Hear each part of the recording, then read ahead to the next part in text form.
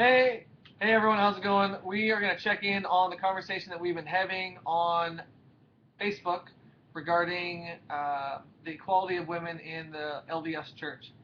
Now, I'm going to do a second follow-up video because it seems like the first video is not being watched. Here's how this works. Watch the video, then read the article, then read the post, then after you've contemplated all the things that you've just seen and read, then you make a comment. People are just reading the title of what the conversation is about and jumping in and saying things. Other people are reading through the article and they're giving us the play-by-play. Here's the problem. This is meant to be a serious, thoughtful conversation in which we do not hurt each other's feelings, that we don't say stupid things. And the reality is that as much as I had hoped that doing the video and having that kind of preparation beforehand would alleviate some of people's sharp responses, they're still coming. So if you say something that later you think, you know what, I probably could have said that nicer, delete your post. I don't care if you repost it, that's fine, but go back and delete your post. Otherwise, I'm going to have to go in there, because the last thing I want is for somebody who this is a big concern of theirs going in and then in the first 5-10 posts thinking, you know what, nobody around here cares, this isn't a safe place, I'm just going to get attacked here like I've been attacked everywhere else, and then I don't have that side of the conversation. The point of this, the goal, I was asked, what is the goal of this? Well, it's not to change the church, i.e., I'm not expecting like doctrine to change or official rules, but you know what? Most of what the concern is has nothing to do with official rules. It's just how people treat each other, how people are thought of, how people are talked to. That article, it's really important that you read it because it gives the most specific, concrete reasons why someone that's a woman could feel that things are not equal that I've ever read. Okay, which is why I posted it. That's why it's part of the discussion.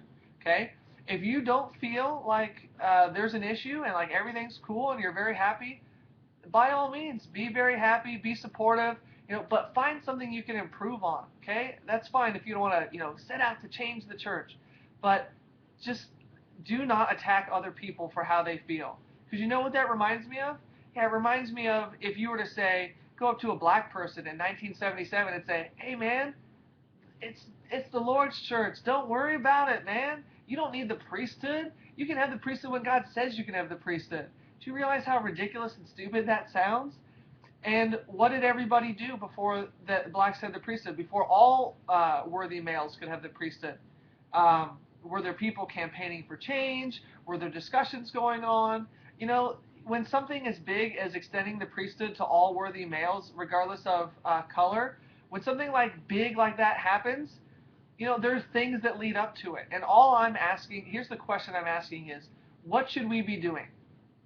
If this is something that's going to change in the future, and I don't see any reason why we can't be more equal, why we can't have women that feel like they're alienated or like they have an unequal position in the church, why can't we work on it? Why can't we improve that? Okay, so I don't know what the ultimate end is, but I'm pretty sure that before 1978, when the priesthood was extended to all worthy males, that there were people that needed to have these kinds of conversations, and the general authorities need to be aware of what is the sentiment in the church, how are people feeling.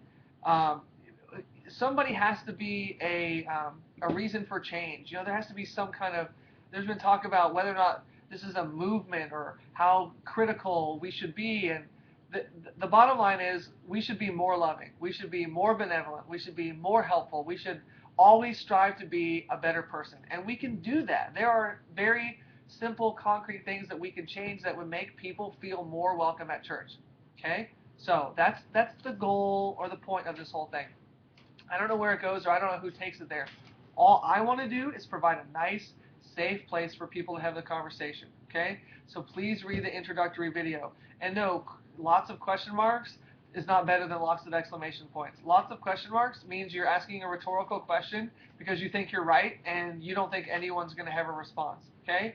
Just watch what you say and how you say it. And if you say something that you don't like, or that other people don't like because it's mean, not because they disagree, but because the way you said it is really mean, delete your post. Be a bigger person and go back and remove your post.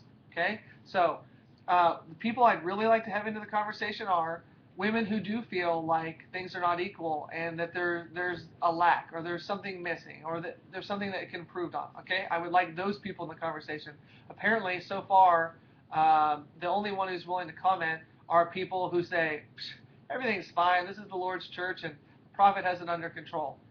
This is not to say that the prophet is doing everything wrong.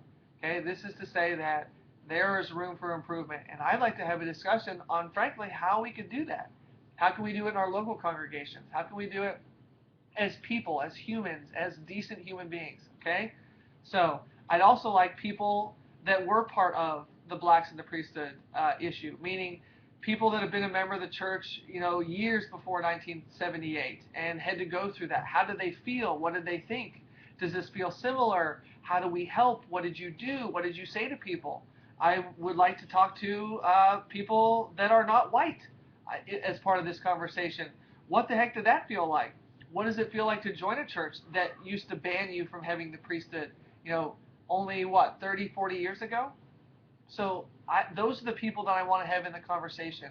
I want everybody in, but I'd really like to have those additional voices in the conversation because they have a different point of view that, frankly, you white people just don't have to deal with. Okay? Um, and I say you white people because apparently, as a man trying to sympathize with women on women's issues, I'm being asked, why am I doing this, and what is the goal, and what is the outcome? Okay, so let's just stop being critical of each other and participate to a greater degree with love in the conversation. Let's try to move it forward. So again, if you're older, um, I guess you'd have to be 50, 60, 70 years old. I'd really like you to jump in and participate in the conversation because you were around when this was an issue with extending the priesthood to all males, okay? And then I'd like people that are not white to jump in and conversate because I have no idea what it feels like, and I'm not even going to pretend that growing up in this church and not being white is easy or simple.